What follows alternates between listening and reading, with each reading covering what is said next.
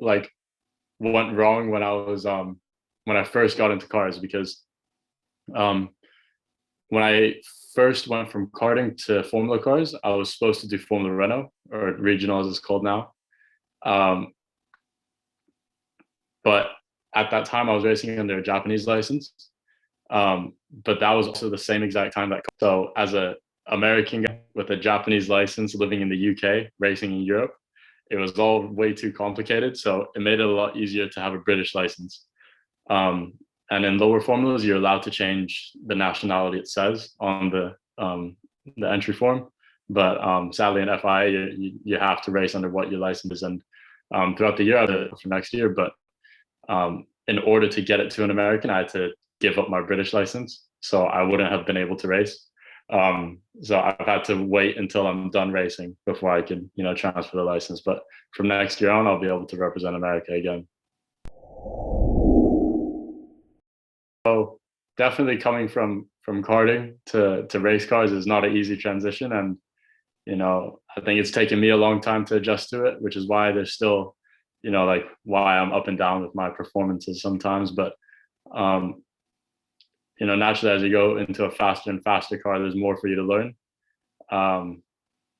But every year, I've been in racing. I've been given the opportunity to learn more, which I've been very, very thankful for.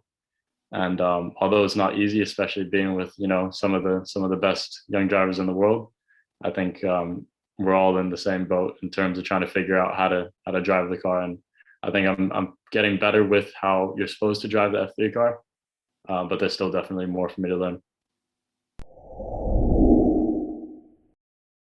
They were in their first year. I was also in my first year, so I was very fortunate for them to even take me on to be a part of the team. Because there's only 30 seats, so to actually be in one of those, it was already a very fortunate opportunity for me. But it was nice because throughout the year I felt like both of us were learning. There was a lot of me learning how to drive, as well as them gaining experience in terms of how to set up the car and how to adjust to different conditions and everything like that. And as much as I didn't get it right sometimes, they wouldn't be perfect all the time, but I know having been around them all year, they've done an amazing job in terms of being a rookie team and learning as much as they have in the first year. Like I said, I'm just very thankful to be in that position. And it definitely wasn't easy for either of us. It was stressful, but all in all, looking back on the season, I was very happy with everything that we both did. Yeah, so the best one obviously would probably be on the podium. And apart from performance, I think the best part of the season for me was how the team and I were able to grow together.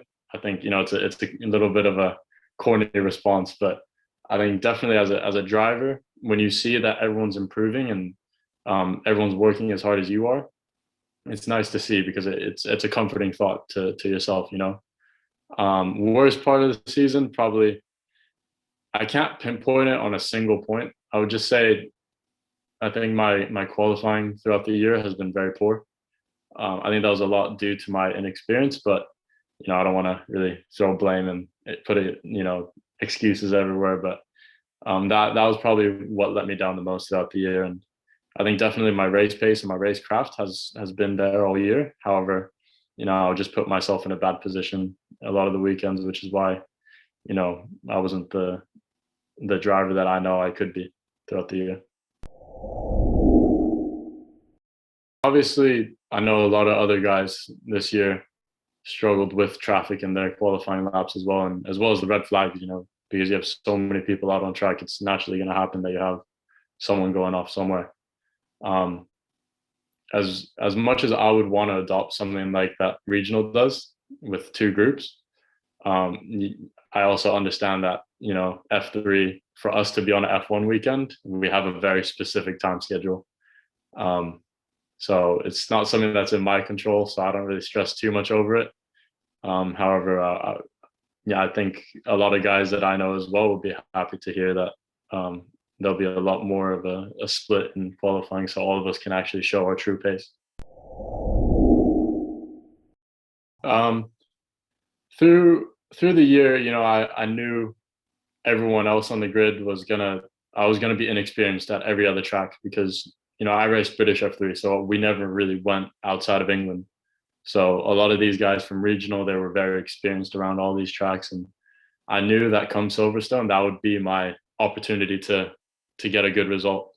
Um, did I think it was going to result in the podium? Probably not. You know, I was just trying to learn as much as I could at the time, but I was really happy to just not just be on the podium, but also to just fight in the race and just be there. So I could have shown my who I actually am. And I know throughout the year I've had some disappointing races as well, but I felt like at Silverstone it was good because I was able to really show what I was capable of. And the feature race was nice as well. Finishing in the top 10 as well. But it was just a positive weekend overall, and I think we carried good momentum after that into the next following rounds with qualifying in Hungary and everything like that. But I think my experience at Silverstone probably helped me out the most, and my inexperience at a lot of other tracks was my downfall a little bit. I'd say, you know, when you qualify at the back, it's kind of easy to overtake people.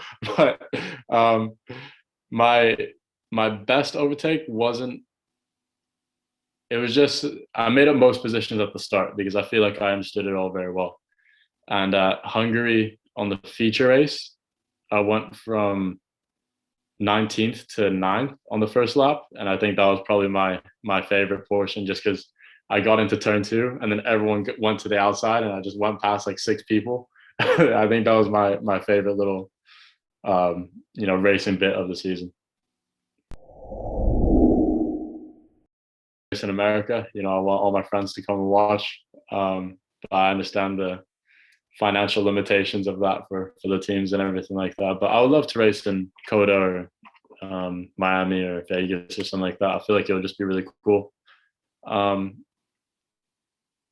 Apart from that, I was really happy with the calendar this year. And it was my first year racing in Europe, so it was really cool to just be around it all, and especially see what an F1 weekend is like.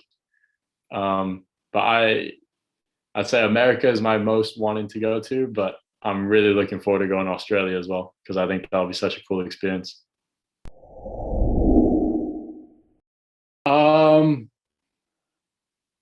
This is a difficult question.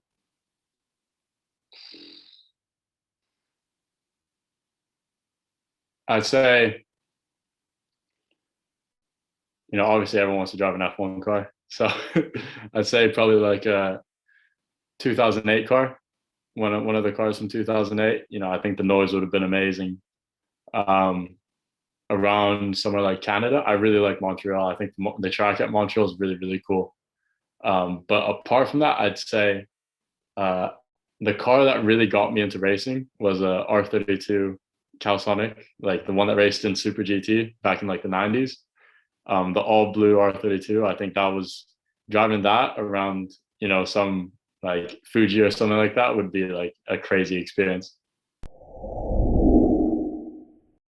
So I started racing when I was 13. So I was already kind of past, having kind of childhood role models at that time.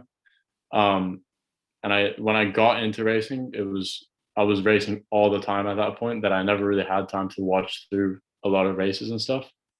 I hear stories from my friends, when they were karting, when they were like 6, they would watch the F1 races and stuff. And I'm like, I was probably playing soccer or basketball or something like that, you know. But to be honest, in life, the guys I look up to are people like Kobe Bryant, Michael Jordan, a lot of NBA players that really excelled in what they did. I think not necessarily from what they accomplished, but more so their mentality to actually be able to do that. I think that is what for me a role model is, someone that you can look up to and try to emulate. And I love the work ethic and the love for the grind. That's my favorite part of them. I think we all both the team and I had a very good week. It was interesting to be in a different car, see what it's all like. And um, a lot of things that I needed to improve on during the year, they were very open with me to be able to practice those things, and I appreciate them a lot for that as well. And we had a couple hiccups during the week, but I was very happy with all the things that we accomplished, and I was very fortunate to be in that position as well. They're a very good team, and I was happy to be in a silver car again, considering I raced with them in British F3. So I can't say much, but from what I know, I'll be in F3 again next year. Don't know where just yet, but I'll be in F3 next year, and obviously my goal is to win the championship. That's if I have a goal of F1, and if I don't win the championship, I don't feel like that's a valid goal anymore. Car, being back home racing in America, I think would be cool.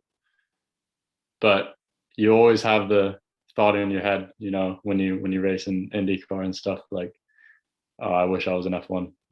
At least that's what I think. Maybe when I'm in a different situation, then I'll think differently. But for now, I'm so infatuated with the dream, but I'll work as hard as I can and see where it takes me. But